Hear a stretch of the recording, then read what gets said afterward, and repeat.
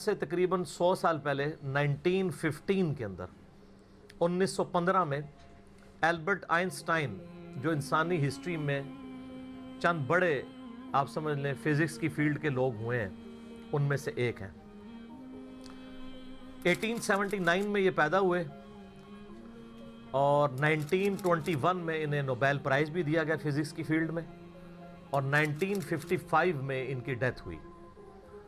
اور ان کا وہ جملہ بڑا مشہور ہے، science without religion is lame. Religion آپ کو وہ علم دیتا ہے جو نالج آف ان سین ہے، اور وہ ظاہر ہے کہ ریویلڈ نالج کریٹر کی طرف سے آتا ہے.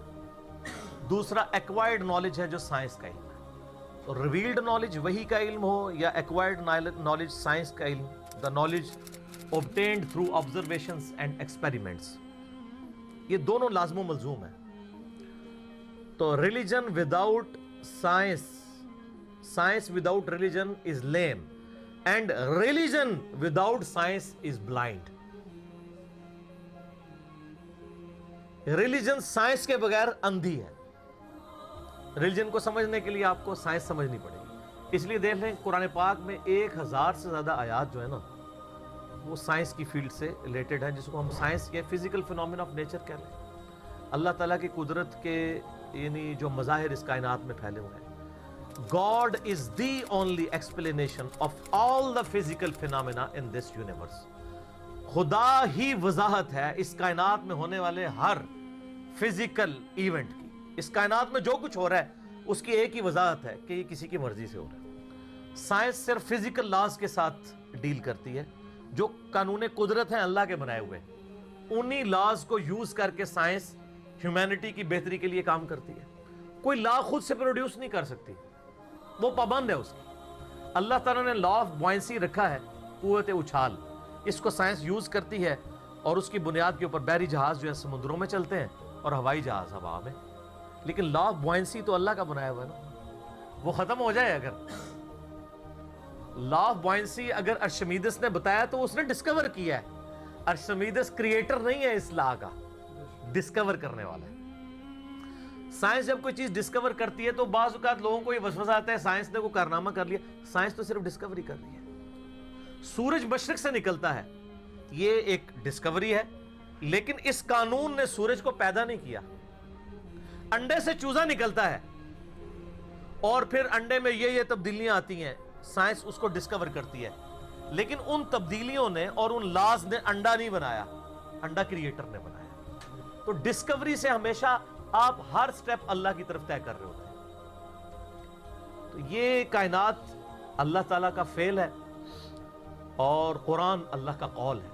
قول اور فعل میں تضاد نہیں ہوتا. اللہ نے جتنے physical phenomena of nature discuss کیے ہیں، وقت کے ساتھ ساتھ وہ چیزیں ریویلڈ ہو رہی ہیں الحمدللہ، اور یہ ہمیں خدا کی طرف لے کے جاتی ہیں. تو میں البرٹ آئنسٹائن کی بات کر رہا تھا، تو انہوں نے اس وقت میتھمیٹیکلی یہ چیز پروف کی تھی کہ کائنات کے اندر، یعنی انہوں نے دیکھا نہیں تھا، یہ ان کا یہ کانسیپٹ تھا کہ اگر کسی جگہ پہ بہت زیادہ میس کنسنٹریٹ کر جائے اور اس کا والیوم آلموسٹ زیرو نیگلیجیبل ہو تو اس میس کے اندر گریویٹیشنل فورس، قوت کشش ثقل، جس کی وجہ سے چیزیں ایک دوسرے کو کھینچتی ہیں. یہ میں گلاس جب یہاں سے چھوڑوں گا تو نیچے جائے گا، اوپر نہیں جائے گا، اس لیے کہ زمین اسے اپنی طرف کھینچ رہی ہے. تو اس کی ایک طاقت ہے جس سے وہ 9.8 میٹر پر سیکنڈ اسکوائر کی ایکسلریشن ہوتی ہے.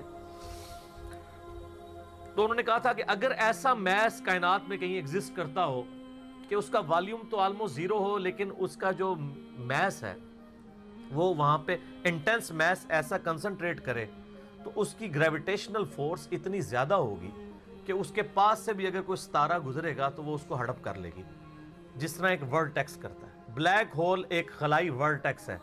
جس طرح سمندری بھنور ہوتے ہیں نا، جن میں بڑے بڑے بحری جہاز بھی ڈوب جاتے ہیں، چکر کھا رہا ہوتا ہے، کوئی بھی چیز کے قریب بھی ہے وہ اس کو پہلے سک کرتی ہے پھر اندر ڈبو دیتی ہے پھر ختم. اس طرح خلا کے اندر بھی ایسے ورٹیکس ہو سکتے ہیں جہاں پہ کنسنٹریٹڈ ماس ایگزسٹ کرتا ہو اور وہ گریویٹیشنل فورس اتنی ہوگی کہ ایون لائٹ بھی اس میں انٹر ہونا تو وہ بھی اسکیپ نہیں کر سکتی، جو اس کائنات کی سب سے تیز ترین چیز ہے اور ایبسولوٹ کانسٹنٹ ہے. آئنسٹائن نے تو یہ بھی کہا نہ ٹائم کانسٹنٹ ہے نہ میس کانسٹنٹ ہے. سپیڈ آف لائٹ یہ کانسٹنٹ ہے، لیکن وہ بھی اس سے اسکیپ نہیں کر سکتی. اور سپیڈ آف لائٹ آپ کو پتہ ہے کتنی ہے؟ 300,000 یعنی 3 لاکھ کلومیٹر ایک سیکنڈ میں. روشنی اتنی تیز ہے کہ ایک سیکنڈ میں زمین کے 7 چکر کاٹ سکتی ہے. یوں 1,86,000 میل فی سیکنڈ یا 3 لاکھ کلومیٹر فی سیکنڈ. زمین کا سرکمفرنس 40,000 کلومیٹر ہے، یعنی ایک طرف سے چلیں واپس آئیں 40,000 کلومیٹر ہے. تو ایک سیکنڈ میں روشنی زمین کے 7 چکر کاٹ سکتی ہے. اسی لیے کائنات کے فاصلے جو ہیں وہ روشنی کے اعتبار سے ماپے جاتے ہیں. یہ اتنے لاکھ نوری سال، اور ایک نوری سال ہی بہت زیادہ ہوتا ہے. 1 لائٹ ایئر یہ ہے کہ روشنی ایک سال تک اسی رفتار سے چلتی رہے تو جتنا فاصلہ طے کرتی ہے. وہ تو آپ میرا ہوئیز اللہ والا لیکچر دیکھ لیں، مسئلہ 60، اس میں میں نے پھر بتایا کہ کائنات کے فاصلے کتنے ہیں. تو آج ہم بلیک ہول کے اوپر بات کر رہے ہیں. تو وہ بلیک ہول کا ان کا ایک کانسیپٹ تھا کہ ایسا اگر ہو تو ہو جائے گا. پھر سائنٹسٹ نے اس پہ کام کرنا شروع کیا. آپ ہسٹری دیکھیں کرتے کرتے 3-4 سال پہلے سے انہوں نے ابھی وہ اس کے اوپر یعنی دنیا میں جتنی ٹیلیسکوپس تھیں بڑی بڑی 8 ٹیلیسکوپس انہوں نے فٹ کی، جو کئی یعنی سالوں تک وہ امیج لیتی رہی ہیں. وہ امیجز جوڑ کے تو انہوں نے بہرحال ایک بلیک ہول ایسا دریافت کر لیا ہے کہ جو واقعی جہاں پہ یہ پوری کہکشائیں بھی غائب ہو جاتی ہیں. اور یہ فزیکلی اس کی ویڈیو بھی انہوں نے منظر عام پہ لے آئے. تو سر یہ تو کریشن ہے نا جی، اصل تو ان ساری چیزوں کے پیچھے کریٹر ہے. God is the only explanation of all the physical phenomena in this universe. Science تو صرف آپ کو چیزوں کی نو ہاؤ دیتی ہے، جو پیچھے ول آف کریٹر ہے، ول آف گاڈ ہے. ظاہر سائنس تو وہ پھر آئنسٹائن نے خود ہی کہہ دیا نا کہ science without religion is lame and religion without science is blind.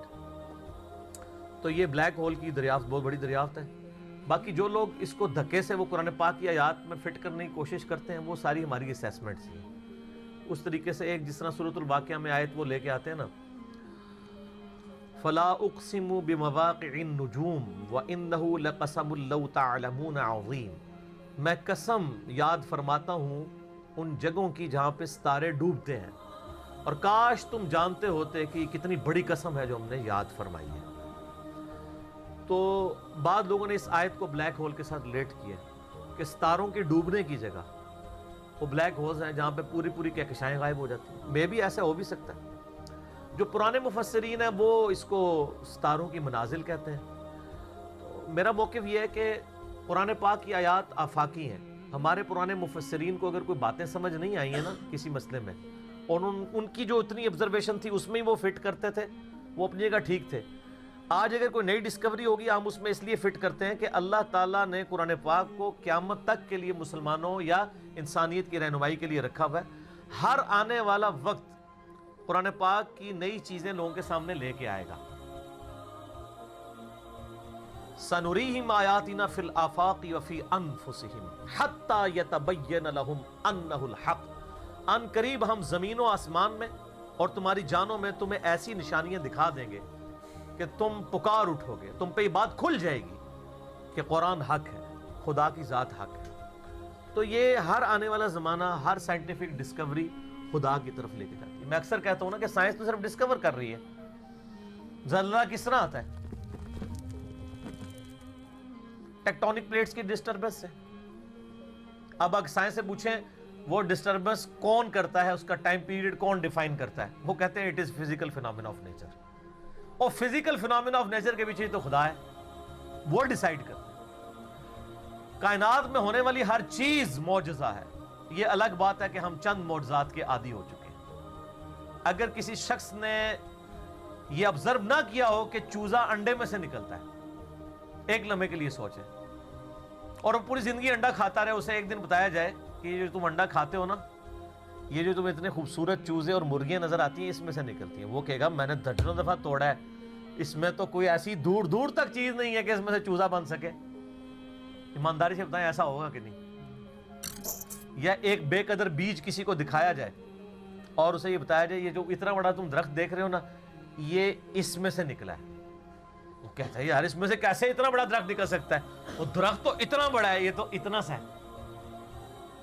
وہ تو 6 ارب گنا بڑا ہے، لیکن ہم عادی ہیں۔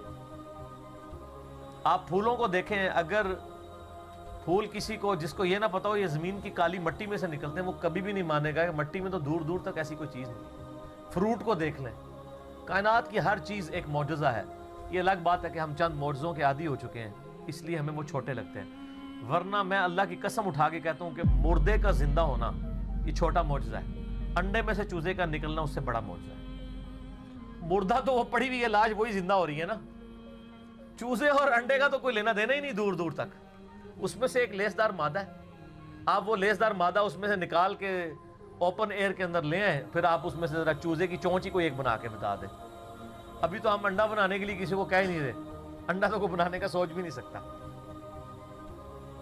تو یہ جتنے physical phenomena of nature discoveries ہوتی ہیں، اس میں ہمارا ایٹیچیوڈ پرائمری یہ ہونا چاہیے کہ ہم اس کے بعد خدا کی شناخت کریں۔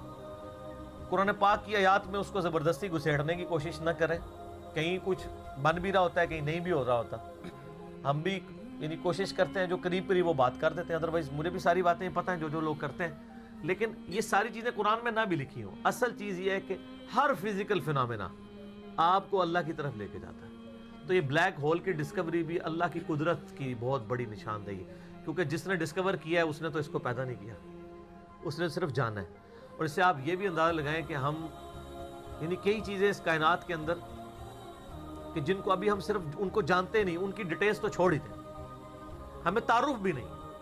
میں نے کئی دفعہ بتایا کہ اس کائنات کے اندر اس وقت 250 بلین گلیکسیز دریافت ہو چکی ہیں، 250 ارب۔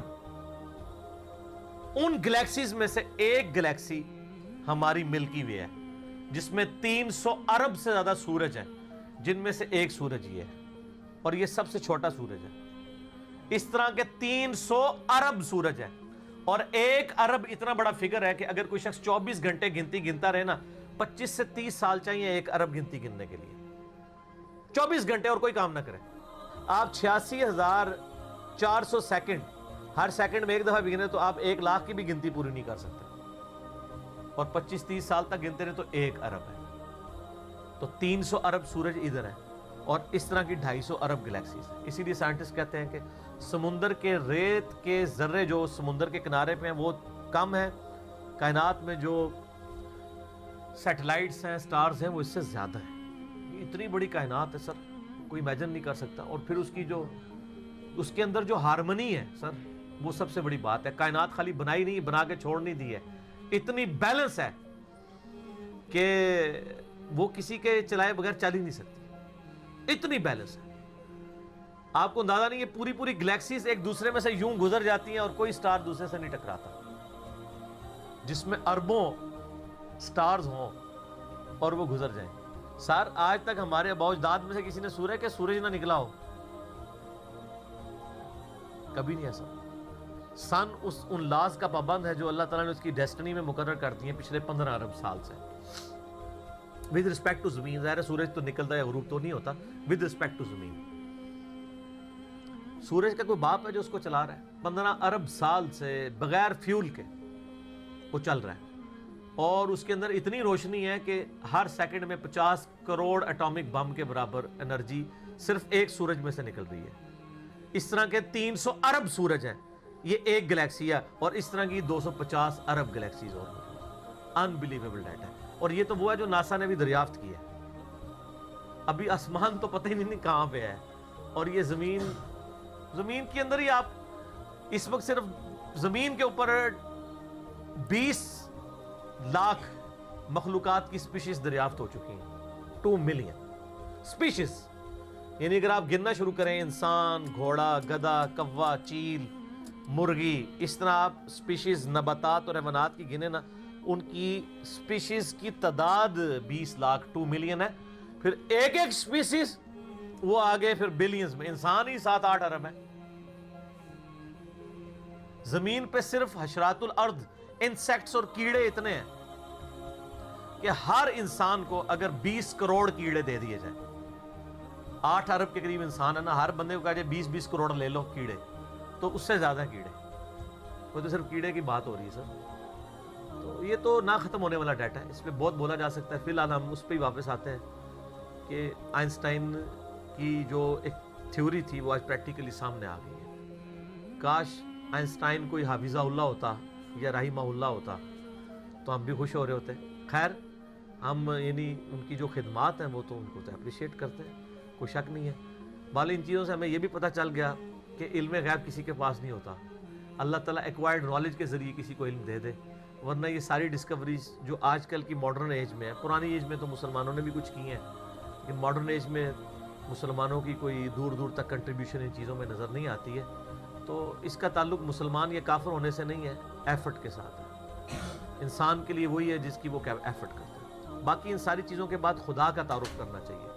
کسی بھی خوبصورت چیز کو دیکھیں سبحان اللہ بولیں کہ یہ پاک یا بے عیب یا حیران کن نہیں ہے. حیران کن تو وہ ہستی ہے اور بے عیب تو وہ ہستی ہے جس نے اسے پیدا کیا ہے, جس نے اسے کریشن ایکس نہیلو کیا ہے, عدم محض سے وجود بخشا ہے. تو خدا کا تعارف ان چیزوں سے ہوتا ہے. تو میں یہی اس کے اوپر میسیج دوں گا کہ بلیک ہول کی ڈسکوری آپ کو ایک اللہ تعالیٰ کی نئی شان, کل یوم ہوا فی شان, یہ آپ کے اوپر ہوتا ہے.